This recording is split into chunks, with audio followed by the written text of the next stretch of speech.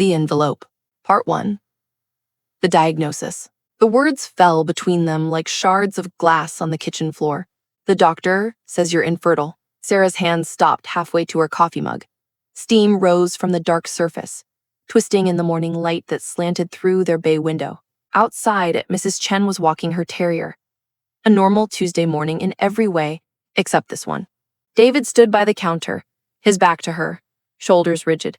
He was wearing the blue shirt she'd bought him for Christmas, the one that brought out his eyes.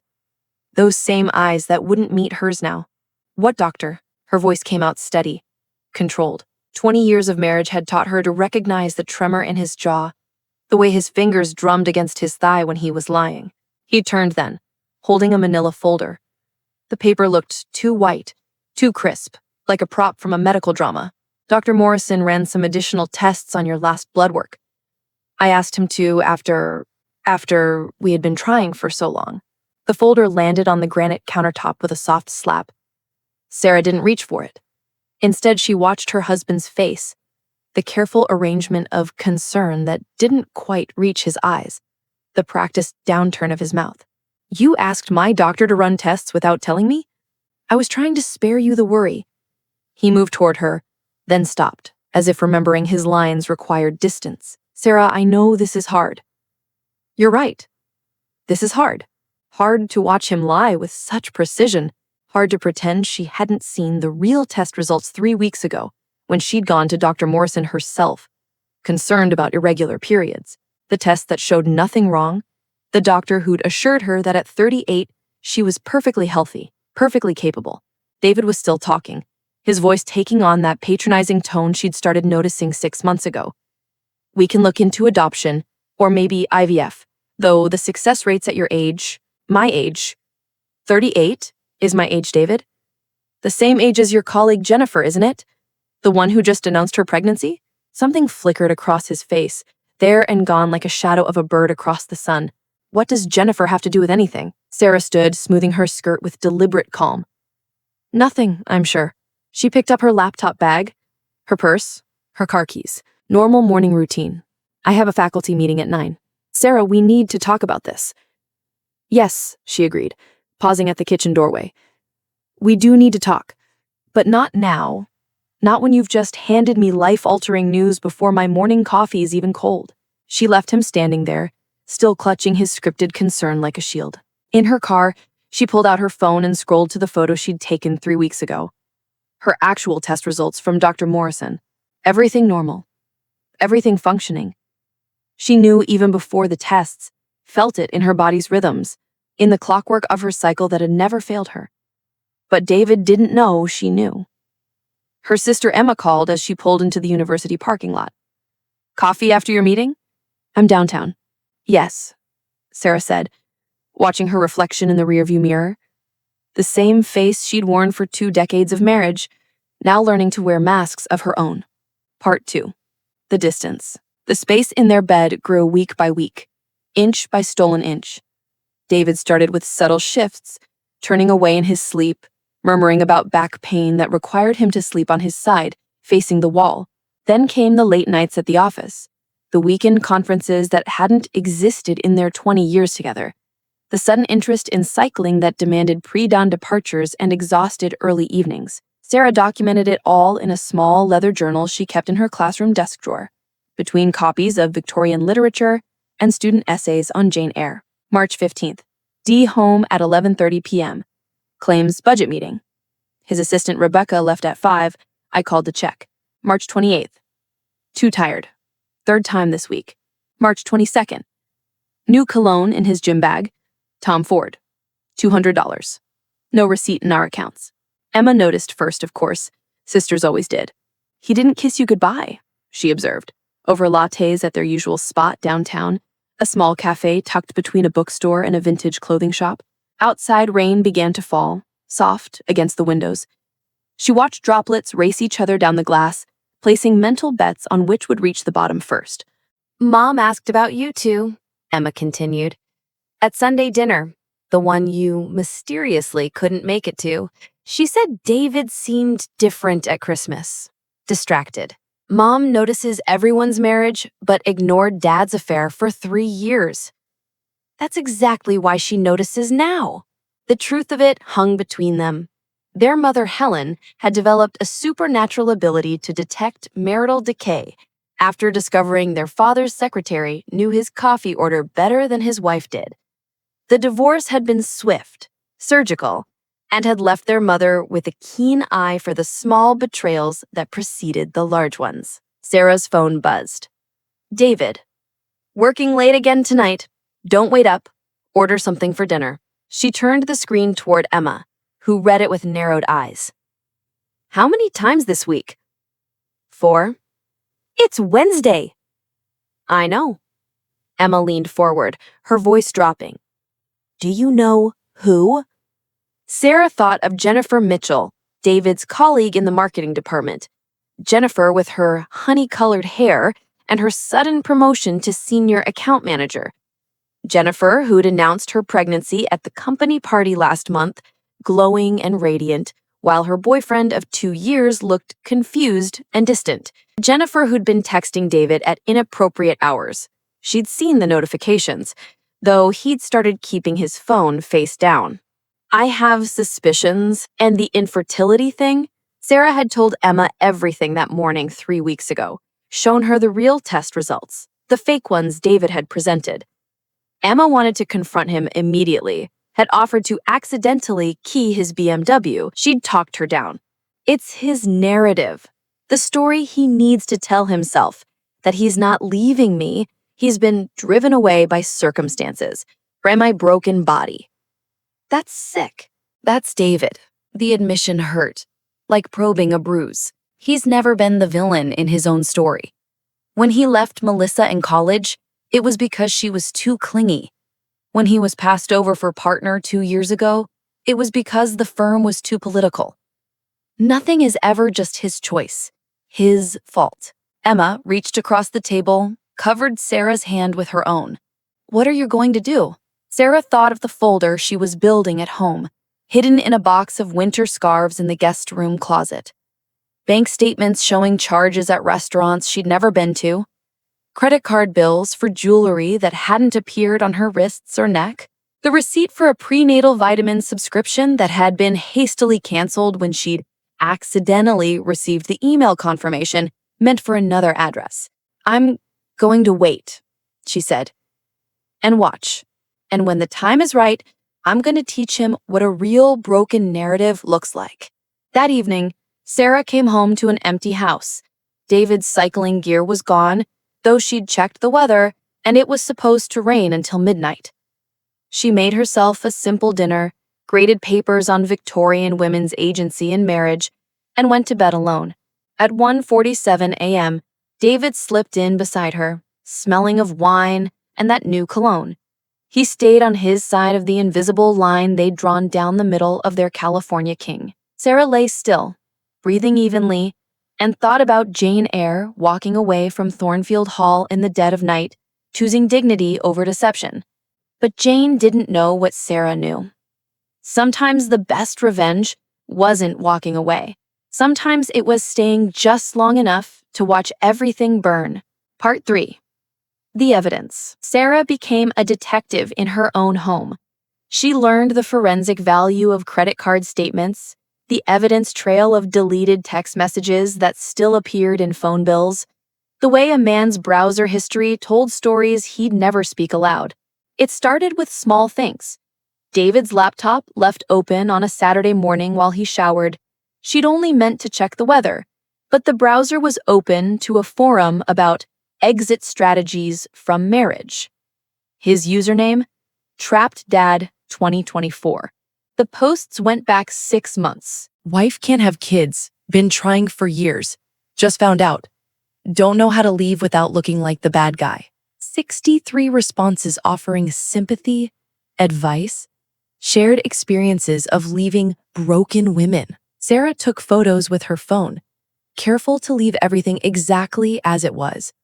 David emerged from the shower whistling, kissed her forehead absently, and settled in with his laptop without noticing her hands shaking as she poured coffee. The real evidence came 2 weeks later. purely by accident. David had taken her car for an oil change, playing the devoted husband, maintaining the performance for their neighbors who'd mentioned they hadn't seen much of him lately. Sarah was cleaning the garage, organizing boxes of Christmas decorations, when she found it. A receipt tucked into his golf bag. Ultrasound Specialists of Denver. Paid in cash. The date matched a conference he'd attended in Boston. Sarah sat on the garage floor, staring at the thin paper. The amount, $480, for a specialized 3D ultrasound, the kind expectant parents got to see their baby's face in detail, the kind that created keepsakes, videos, tiny plastic models of feet and hands. She drove to Emma's immediately. "I need your help," she said, standing on her sister's doorstep with the receipt clutched in her hand. Emma took one look at her face and pulled her inside. They sat at Emma's kitchen table, the same one where they'd done homework as kids, where Emma had helped her write her wedding vows, where they'd cried over their parents' divorce. Emma's husband, Marcus, took one look at them and disappeared upstairs with their twins, murmuring about bath time.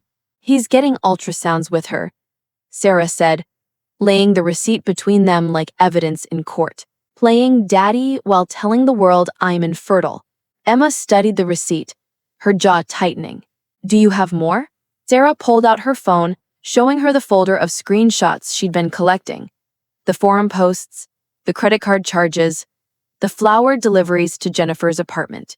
She'd called the florist pretending to confirm an address. The reservation at Le Bernardin for two on a night he'd supposedly been at a client dinner. Jesus, Sarah. This is comprehensive. There's more. Sarah pulled up a text thread she'd photographed from David's tablet. He forgot to log out of his messages on the iPad. The messages were damning. Jennifer. She doesn't suspect? No, she bought the infertility story completely. Even seems relieved. Less pressure, you know? You're terrible. When are you going to tell her about us? After the baby comes. Can't leave a pregnant woman. But once you've had the baby, I can file citing irreconcilable differences. Clean break. Our little miracle. 14 weeks today. Attached was an ultrasound image. A tiny profile. A perfect spine. A hand raised as if waving. Emma's hands clenched. I'm going to kill him. Actually kill him. No, Sarah said, taking her phone back. I have a better idea. She told Emma about Dr. Morrison, about her real test results, about the folder she was building. Then she told her what she discovered that morning, the piece of information that changed everything. I hired a private investigator. Emma's eyes widened. Sarah? Just to follow Jennifer, just for a week, to see who else she was seeing. And Sarah pulled out a manila folder, her own this time, not David's prop, and slid out a series of photographs. Jennifer entering an apartment building downtown. Jennifer kissing a man in the doorway. A man who wasn't David. That's Tom Harrison. He works at Jennifer's gym. They've been on and off for 3 years, according to the investigator. And according to the timeline, Emma did the math, her eyes growing wider. She was still seeing him when she got pregnant, yes. They sat in silence for a moment, the weight of it settling between them. Does David know? No, Sarah said. He's completely convinced it's his. She's got him shopping for cribs, picking out names. He's already opened a college fund. Oh my God. Emma laughed, but it was sharp, almost hysterical. Oh my God, Sarah. He's going to leave you for another man's baby? Maybe, Sarah said, carefully returning everything to her folder. Or maybe not. What are you planning? Sarah thought of the dinner reservation she'd seen on David's calendar for next Friday. Le Bernardin again. Their anniversary restaurant, where he'd proposed 21 years ago. She'd checked with the restaurant. A table for 3. He's going to introduce us, she said. Officially. He thinks I'm so broken, so desperate to save our marriage that I'll accept anything, even her. He wouldn't. He would. He needs me to be complicit, to accept the situation so he can ease his conscience. The poor, infertile wife who understands her husband needs a real family. Emma reached for the wine bottle on her counter, pouring 2 glasses without asking. So what are you going to do? Sarah accepted the wine, thinking of the envelope she'd prepared. Her test results, David's forum posts, the receipts, the messages, the photos of Jennifer with Tom. The final piece, a DNA test kit she'd ordered, the kind that could determine paternity with a simple cheek swab. I'm going to give them exactly what they deserve. The truth. Part 4. The dinner. Sarah dressed carefully for her own execution. David had been unusually attentive all week, the way he used to be before trips when he'd done something wrong. Brought her coffee in bed, complimented her hair, even suggested they watch their show together Wednesday night. The performance of a guilty conscience, or perhaps the relief of a man who thought his plan was working. Wear the blue dress, he'd suggested that morning, casual over breakfast. The one from our anniversary last year. You look beautiful in it. She'd smiled, agreed, kissed his cheek like a good wife who didn't know she was being positioned for replacement. Now she stood before their bedroom mirror in exactly that dress. Navy blue, elegant, the kind of outfit that said, I'm trying to save my marriage, to anyone who cared to interpret clothing. She added the pearl necklace David had given her for our 10th anniversary, back when his gifts came with genuine affection rather than guilt. Her phone buzzed. Emma, you sure about this? Sarah, yes. Emma, I'm parked 2 blocks away if you need me. She smiled, touched up her lipstick, the red David always said made her look sophisticated, and picked up her purse. Inside, tucked into the interior pocket, was the envelope. Everything printed on high-quality paper, organized with tabs, irrefutable. David was waiting in the living room, pacing. He'd worn his charcoal suit, the one he saved for important clients. His lucky suit, he called it. The irony wasn't lost on her. You look perfect, he said. And for a moment, his expression was soft, almost sad. Sarah, about tonight. I said it was important. A colleague joining us? Yes. Jennifer Mitchell, from marketing. You've met her at company events. The pregnant one? Something flickered in his eyes. Yes, she's having a tough time. The father isn't in the picture, and I thought... He trailed off, studying her face. You've always been so good with people, Sarah. So understanding. I thought maybe you could offer her some advice? The lie was so elaborate, so unnecessary. They both knew what this dinner was really about. But David needed his fiction, needed her to play along until the very end. Of course, Sarah said. I'm happy to help. Relief washed over his features. He kissed her forehead, a benediction, a goodbye, and led her to the car. Bernardin hadn't changed in 21 years. The same soft lighting, the same intimate corners, the same booth where David had gotten on one knee and promised to love her through everything life threw at them. Jennifer was already there. She stood when she saw them, 5 months pregnant and glowing in a way that had nothing to do with the soft restaurant lighting. Her dress was carefully chosen, expensive but not flashy, her jewelry minimal, her smile nervous but triumphant. She looked exactly like what she was, the other woman trying to appear respectable. Sarah, she said, extending her hand. Thank you so much for coming. She took her hand, noticed the slight tremor, the way Jennifer's eyes darted to David for reassurance. Of course, David says you're having a difficult time.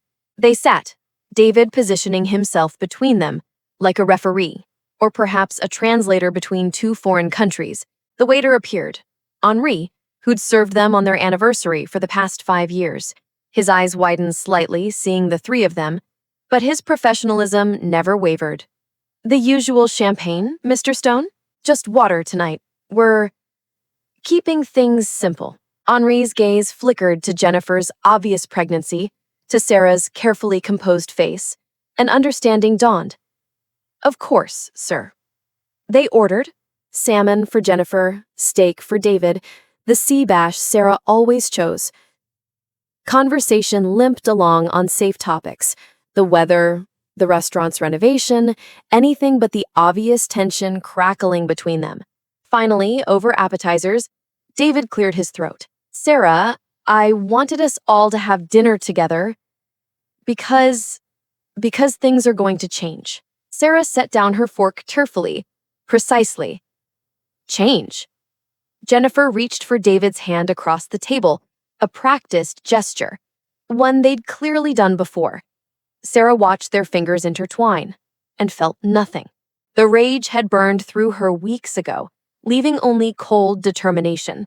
I'm having David's baby, Jennifer said, the words tumbling out like she'd rehearsed them. We didn't plan it, it happened. And your situation? Sarah kept her voice level, curious. David squeezed Jennifer's hand. Your infertility, sweetheart. I know how hard it's been on you, on us. And when Jennifer told me about the pregnancy, I thought maybe this could be a solution for all of us. The audacity of it stole Sarah's breath for a moment. He was really doing it, positioning his affair as a favor, a gift to his broken wife, a solution. Sarah repeated, You mean you want me to, what? Accept this? Raise another woman's child as my own? Our child. David, Jennifer would be involved, of course, but it's perfect, really. You get the baby you always wanted. David gets to be a father, and I get support, a family structure. Sarah looked between them. These two people who'd orchestrated her humiliation with such careful planning. And what about Tom? Tom Harrison. From your gym. Tall, dark hair, that distinctive tattoo on his left shoulder. Sarah pulled out her phone, casual as checking the time. You were with him 3 nights ago, weren't you? Tuesday? At his apartment downtown? The color drained from Jennifer's face. How did you? The same way I know you were also with him the weekend of January 10th. Sarah set her phone on the table, a photo visible, Jennifer entering Tom's building, date and timestamp clear, which, if my math is correct, would be right around when you conceived. That's not... Jennifer started, but David was already pulling his hand away from hers, staring at the photo. You said you hadn't seen him in 6 months? David's voice was hollow. I hadn't. I mean, we weren't. It was just... Sarah reached into her purse, pulled out the envelope, and set it on the white tablecloth between them. Since we're sharing truths tonight, I thought I'd share a few of my own. David stared at the envelope like it might bite him. Sarah, open it. With shaking hands, he did. The first document was her medical report, the real one, highlighting in yellow the relevant sections. All reproductive indicators within normal range. No impediments to conception detected. That's impossible, David breathed. Dr. Morrison said nothing, because you never spoke to him. I called him. The report you showed me was fabricated. Rather badly, actually. His letterhead was 2 years out of date.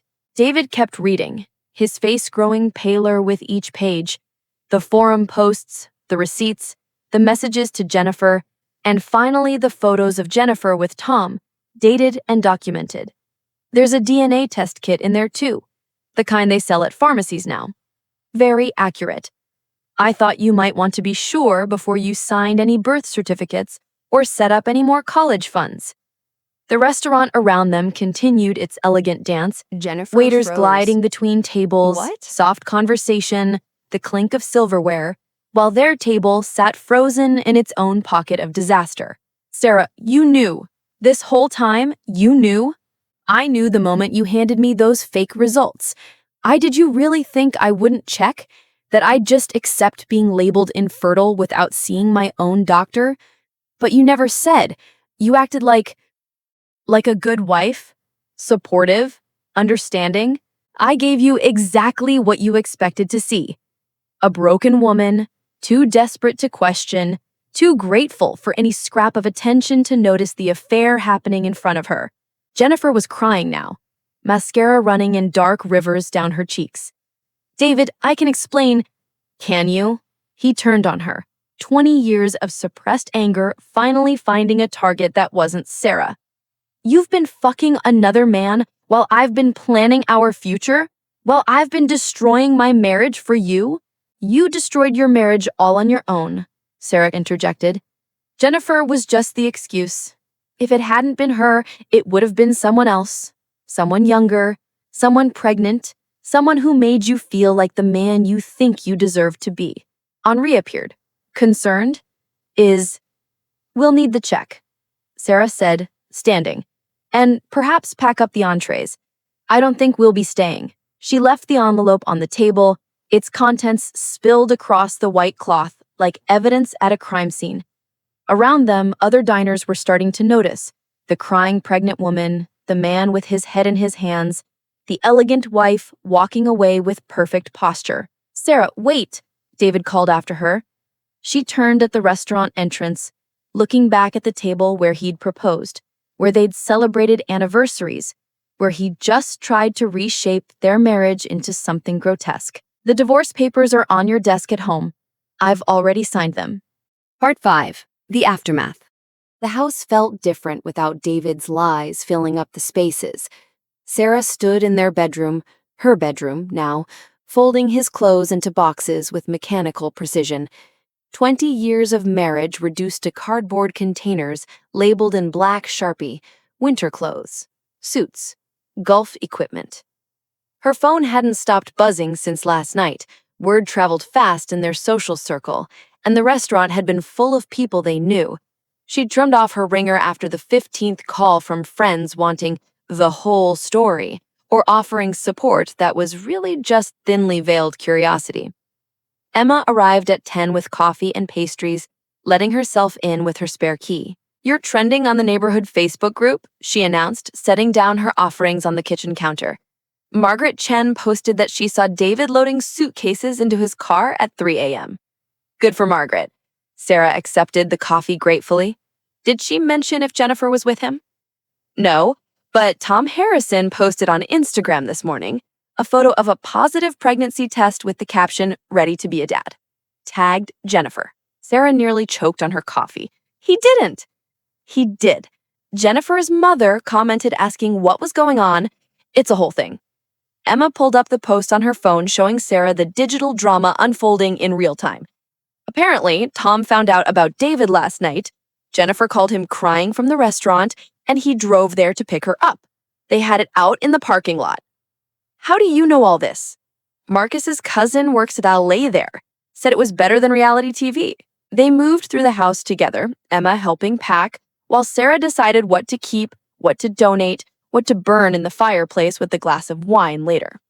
In David's home office, Sarah found more evidence of his careful planning: spreadsheets calculating child support, bookmarks for family lawyers, a drafted email to his mother explaining the situation. Unsent, thankfully. "He really thought he had it all figured out," Emma said, reading over her shoulder. "He always does. That's what makes this so satisfying." Her phone rang. Dr. Morrison's office. Sarah answered on speaker. "Mrs. Stone? This is Dr. Morrison. I wanted to follow up after our conversation yesterday about your husband's inquiry. I've reviewed my records and I want to confirm I never sent him any documentation about your fertility. I'm actually considering filing a complaint with the medical board about the fraudulent use of my letterhead." "That won't be necessary," Sarah said, "but I appreciate you calling. And, doctor, could you send me a formal letter confirming you never diagnosed me with infertility? For my records?" "Of course. I'll have it sent today. And, Mrs. Stone, I'm sorry about your situation. No one deserves to be treated that way." After he hung up, Emma hugged her. "You okay?" Sarah considered the question. She was getting divorced. Her husband had attempted to gaslight her into accepting his pregnant mistress into their marriage. Their friends were choosing sides. Her mother had already called 3 times this morning. Actually, yes. She was surprised to find it was true. "For the first time in months, I feel like myself again." The doorbell rang. They found Jennifer on the doorstep, mascara smeared and shaking. "We need to talk," she said. Sarah almost shut the door in her face, but curiosity won. She led Jennifer to the living room, neutral territory, not the kitchen where she learned about her supposed infertility, not the bedroom where David had slowly retreated from their marriage. Jennifer sat on the edge of the sofa, hands wrapped around her pregnant belly. The baby is Tom's. I know. No, I mean, I've always known. I was never sure it was David's. The timing, she trailed off. I wanted it to be his. He was so eager, so ready to be a father. Tom's not. He's not father material, but David had the house, the stability, the money. The wife, Sarah added. She flinched. I didn't think about you. Not really. David made it sound like your marriage was already over, like you were roommates, staying together out of habit. And the infertility? He told me you'd been diagnosed months ago, that you were devastated but refusing to talk about it, refusing to consider other options. He said helping raise our baby might give you purpose. The manipulation was breathtaking in its scope. David had played them both, creating a narrative where he was the hero trying to save two women with one magnanimous gesture. What do you want, Jennifer? Tom wants to be involved. He wants to raise the baby together. But David, he's threatening to sue for custody. Says I defrauded him, that I deliberately deceived him about the paternity. Sarah laughed, actually laughed at the irony. He's threatening you with fraud charges? He says he has evidence of our relationship, our plans, that he can prove I targeted him. Sarah stood, walked to the bookshelf where she kept family photo albums. Behind them, hidden, was a second envelope. She'd made copies of everything. Take this, she said, handing it to Jennifer. It's everything I showed you last night, plus some additional material. His forum posts about leaving me, the fake medical documents he created, evidence of him stalking your social media for months before your affair started.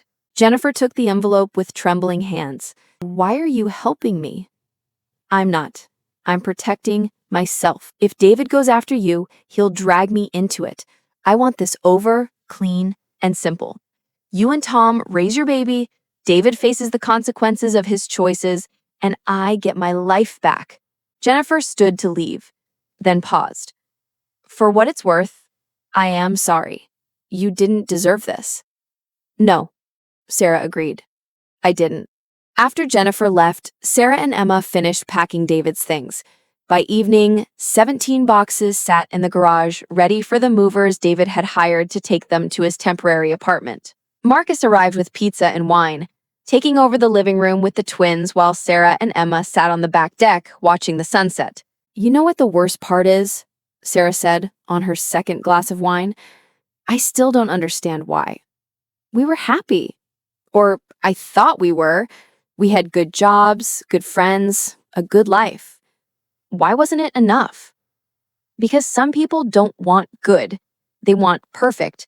And when they can't have perfect, they'd rather destroy good than accept it. Sarah's phone buzzed. A text from David. This isn't over. You humiliated me in public. You'll pay for this.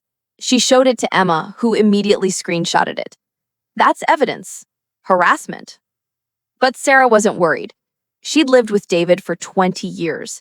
She knew his patterns, his weaknesses, his desperate need to be seen as the good guy. This threat was just another performance, this time with himself as the audience. She deleted the text without responding and poured another glass of wine. Part 6. The Reckoning. 3 weeks later, Sarah sat in her lawyer's office, watching David struggle to maintain his composure across the conference table. He'd lost weight, his favorite suit hanging loose on his shoulders. The careful grooming was still there, but it couldn't hide the hollow look in his eyes and the tremor in his hands as he signed document after document. The house remains with Mrs. Stone, his lawyer read. Mr. Stone retains his retirement accounts and investment portfolio. The vacation property in Aspen will be sold, proceeds split equally. Sarah had been generous, more generous than Emma thought she should be. But she didn't want his money. She wanted her freedom, clean and complete. Additionally, Sarah's lawyer added, Mr. Stone agrees to no contact except through legal representatives, and acknowledges that any attempt to damage Mrs. Stone's personal or professional reputation will result in the release of documented evidence of fraud and emotional abuse. David's jaw clenched. The evidence Sarah had compiled could end his career. Fraudulent medical documents, even forged ones, were taken seriously in his industry. His company had a morality clause. He'd already been placed on administrative leave pending an internal investigation. Fine, he said, signing the last page with sharp, angry strokes. After the lawyers shook hands and David left without looking at her, Sarah's attorney, Patricia, leaned back in her chair. That was easier than expected. He didn't have much choice. Sarah gathered her copies of the papers. How's the other case going? Patricia smiled. Jennifer's restraining order was approved. David can't contact her or come within 500 feet. The paternity test confirmed what we already knew. Tom Harrison is the father. They're planning a small ceremony next month. It was strange how quickly alliances shifted. Jennifer had sent Sarah a thank you card, handwritten, apologizing again and expressing gratitude for the evidence that had protected her from David's threats. Sarah hadn't responded, but she'd kept the card. Outside the law office, Sarah found David waiting by her car. You said no contact, she reminded him, hand on her phone to call Patricia. 1 minute, please. Something in his voice made her pause. Not the anger she expected, or even the manipulation she'd grown used to. Just exhaustion. You won. You destroyed everything. My job, my reputation, my future. Are you happy? Sarah considered the question. I didn't destroy anything, David. I just stopped letting you pretend. I loved you. You loved the idea of me, the supportive wife, the stable home, the woman who made you look good at company parties.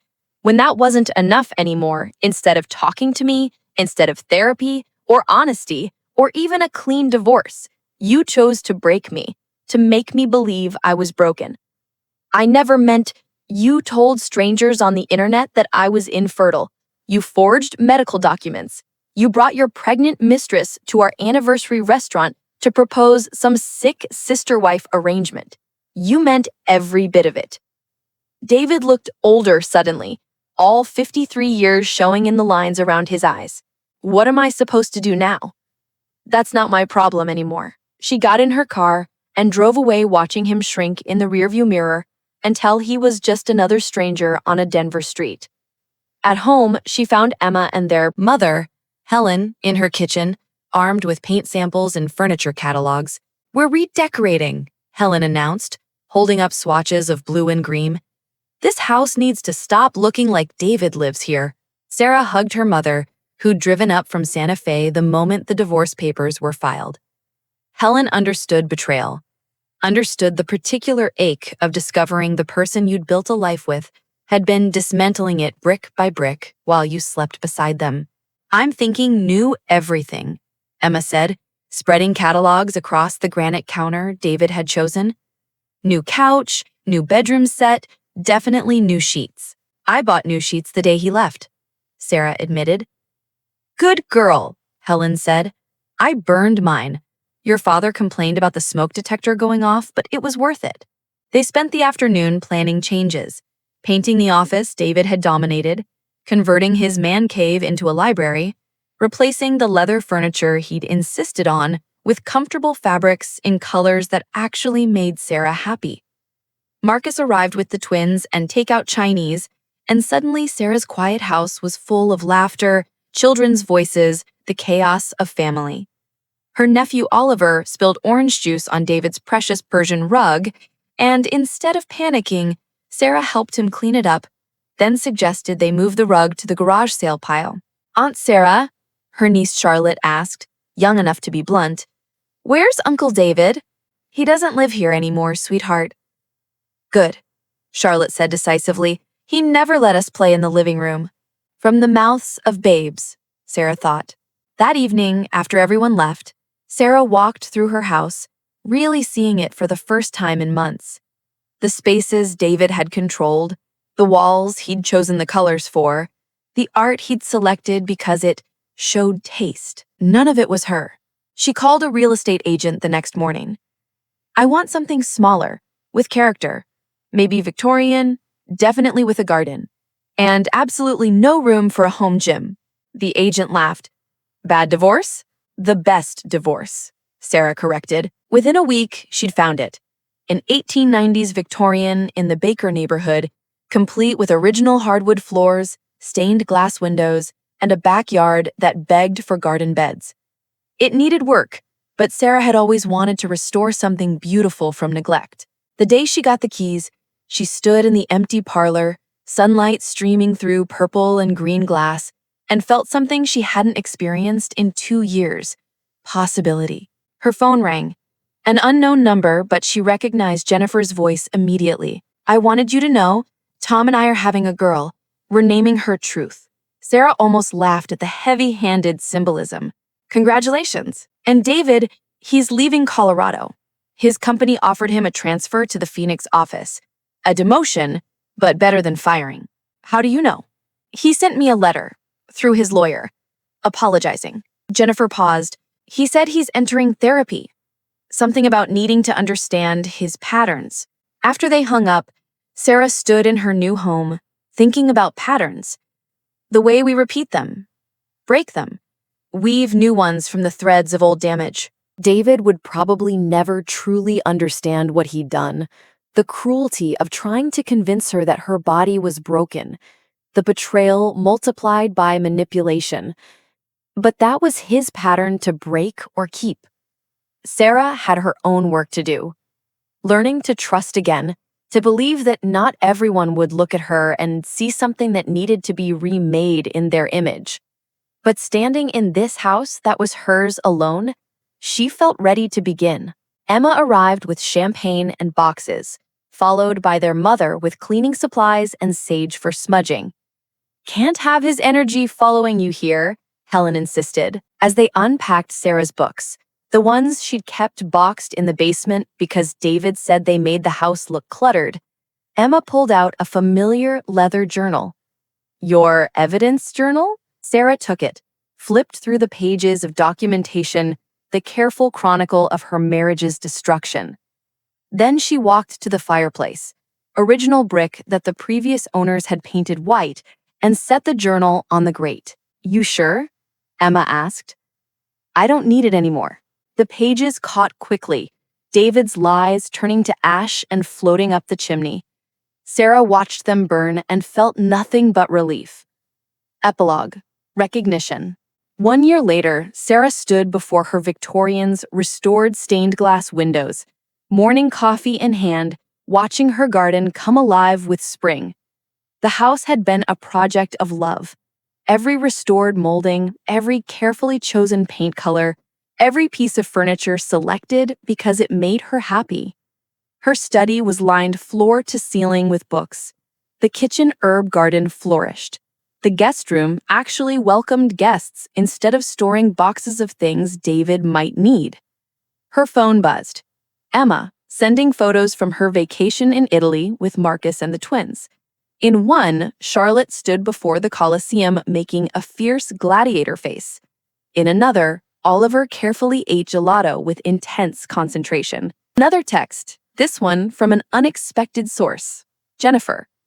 A photo of baby Truth taking her first steps, Tom's hands just visible at the frame's edge, ready to catch her if she fell. They'd moved to Portland for a fresh start, Tom having found work at a brewery while Jennifer freelanced in marketing. She's beautiful, Sarah texted back, and meant it. The doorbell rang. Sarah found a delivery driver with a certified letter. Side, formal notification that David's company had completed their investigation. No criminal charges would be filed, but he'd been terminated with cause. His reputation in Denver thoroughly destroyed.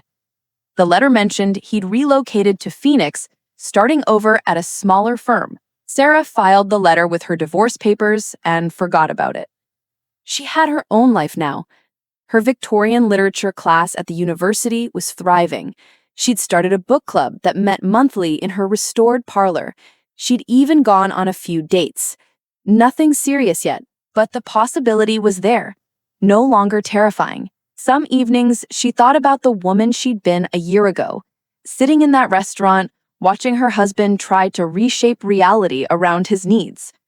That woman had been so controlled, so careful, playing the role of the understanding wife, even as she collected evidence of her own destruction.